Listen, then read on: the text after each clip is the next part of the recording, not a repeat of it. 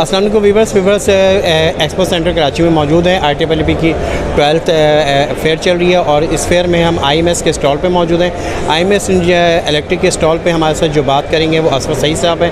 اسرف سعید صاحب جو ہیں وہ CEO ہیں IMS کے الیکٹرک کے, اور ہم ان سب سے پہلے ان سے جانتے ہیں کہ آج 3rd ڈے ہے, ایکسپو کو کیا رسپانس ہے. اس کے ساتھ ساتھ IMS بھی آپ سب کو ہی جانتا ہے, کسی تعارف کی محتاج نہیں ہے, اور ہم سے IMS کے حوالے سے بھی بات کریں گے. جی اسرف صاحب پلیز سب سے پہلے تو بتائیں کہ کیا رسپانس ہے. سب سے پہلے میں انجینئرنگ پوسٹ کا مشکور ہوں کہ ہمیشہ کی طرح وہ بہت ہی تندرستی کے ساتھ اور ایفرٹ کر رہے ہیں اس کو کور کرنے کے لیے. ہمارے انجینئرنگ سیکٹر کے اندر اس طرح کی میڈیا کوریج کی بہت ضرورت ہے تاکہ جو کچھ بھی ہم کر رہے ہیں, جو ہماری کاوشیں ہیں, وہ تمام لوگوں تک پہنچیں اور اس طرح سے ہماری کمیونٹی جو ہے وہ انفارمیشن شیئر بھی کر سکے.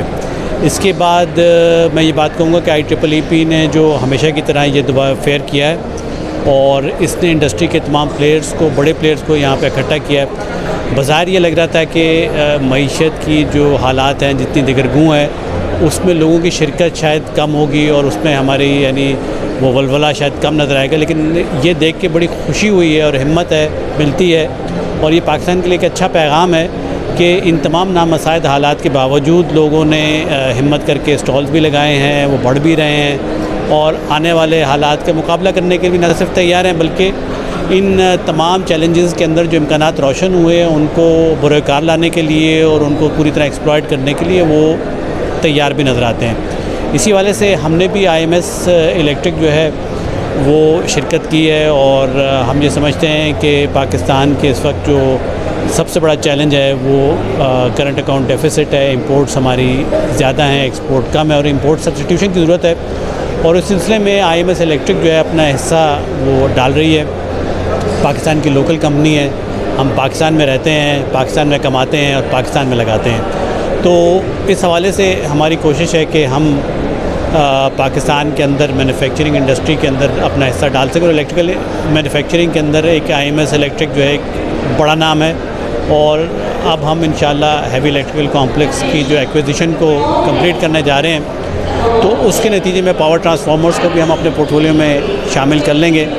تو اس حوالے سے میں پیغام آپ کے قارئین کو دینا چاہتا ہوں آپ کے توسط سے کہ پاکستان کے انجینئرنگ سیکٹر کے اندر وہ قوت, وہ تحمل اور وہ عزائم موجود ہیں جس میں وہ پاکستان کو اس مشکل حالات سے باہر نکال سکتے ہیں. تو میں اگین شکریہ ادا کرتا ہوں انجینئرنگ پوسٹ کا کہ آپ نے ہمیں اس بات کا موقع دیا ہے کہ ہم آپ کے توسط سے آپ اپنی بات آپ کے قارئین تک پہنچا سکیں.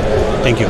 اچھا سر, آپ نے یہ بھی ڈسکس کیا کہ بہت آپ کو ماشاءاللہ سے خوشی ہوئی کہ جس طرح کے حالات پہ اور ایکسپو کامیاب جا رہی ہے. سر ماشاءاللہ سے انڈسٹری میں IMS کا ایک بہت اچھا نام ہے, بڑا نام ہے, اور آپ لوگوں کے سینئر ان کے ساتھ موجود ہیں.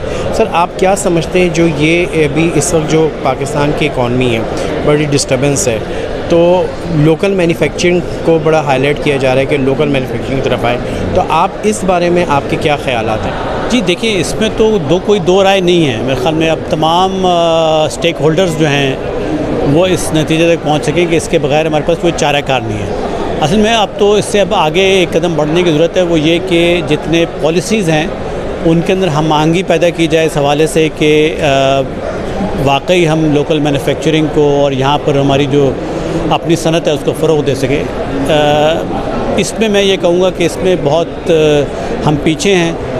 ابھی بھی ہمارے تمام پالیسی میکنگ جو ہمارے ادارے ہیں وہ پوری طرح سے اس کو لوکل مینوفیکچرنگ کو نہ تو فروغ دے رہے ہیں نہ تحفظ فراہم کر رہے ہیں. ابھی بھی ہمیں جو سب سے بڑا چیلنج جو الیکٹریکل انڈسٹری کو درپیش ہے وہ پچھلے جو چند مہینوں کے اندر جو ڈالر کے اندر ایکسچینج ریٹ کی جو تبدیلی آئی ہے, کموڈیٹیز کی جو قیمت بڑھی ہے, تو اس میں کنسٹرکشن کا سیکٹر تو اس چیز سے فائدہ بھرپور اٹھا رہا ہے کہ وہ اپنی قیمتوں کو اس پہ نظر ثانی کا موقع وہ دیا جا رہا ہے. لیکن الیکٹریکل انڈسٹری جو کہ ایک بیک بون ہے اس کی, اور جو کہ تقریباً سمجھے 60 سے 70% جو ہے امپورٹس پہ اس کا انحصار ہوتا ہے, تو اس کو یہ جو ہے یہ فائدہ اور یہ بینیفٹ پہنچایا نہیں جا رہا, اس کا حق اس کو نہیں دیا جا رہا. تو میں آپ کے توسط سے یہ بات اس کا بھی اظہار کرنا چاہتا ہوں کہ لوکل مینوفیکچرنگ یا یہ جو ہماری جو ملکی صنعت ہے، ملکی صنعت کار اور ملکی اداروں کے بغیر ممکن نہیں ہے. اگر آپ ان کو تحفظ فراہم نہیں کریں گے تو ہمارے لیے جو لوکلائزیشن جو ہے ایک خواب اور ایک سراب کی حیثیت رکھے گی. اچھا سر، یہ بھی بتائیں کہ آپ لوگ مزید آئی ایم ایس کے حوالے سے سوال کر رہا ہوں کہ آئی ایم ایس مزید اپنی گروتھ کے حوالے سے اپنے مارکیٹ میں مزید آگے اس کے لیے کیا ورک کر رہی ہے؟ دیکھیں، ہم تو جب سے ہم نے اس کو ایکوائر کیا ہے تو ہم نے کئی پروڈکٹس جو تھے، کئی چیزیں جو ہیں وہ اس میں انٹروڈیوس کیا. ہمارا انٹیلیجنٹ پیلنٹ بھی یہاں پہ موجود ہے. ہم اور جہتوں میں کام کر رہے ہیں. اور یہ دیکھیے کہ یہ ایک اور میں کہہ سکتا ہوں کہ ایک اچھی مثال ہے اور اس بات کی طرف نشاندہی بھی کرتا ہے کہ جب تک ہم شنائڈر الیکٹرک تھے تو چونکہ ان کی ایک یعنی عالمی ایک پالیسی تھی تو اس کے مطابق وہ چند پروڈکٹس جو تھے وہ ڈیولپ کرتے تھے اور چند ہی پروڈکٹس کو فروغ دے رہے تھے. لیکن ہم چونکہ ہمارے لیے جو حقیقت ہے، ہمارے لیے جو ہمارا ہم کہتے ہیں کہ جینا اور مرنا پاکستان کے ساتھ ہے، تو ہم نے پاکستان کی مارکیٹ اور پاکستان کی منڈی کو اپنے سامنے رکھا اور یہاں پر جن پروڈکٹس کی ضرورت تھی اس کو ہم نے پھر خود ڈیولپ کیا اور ہم اس پہ پورا ہمارا روڈ میپ ہے انشاءاللہ. یعنی ہم 2030 تک ہمارے پاس ایک نقشہ اور خاکہ موجود ہے کہ جس کے اوپر ہم چلتے ہوئے انشاءاللہ پاکستان کی پرائم الیکٹریکل مینوفیکچرنگ کنسرن ہوں گے انشاءاللہ. بہت بہت شکریہ اسفر صاحب.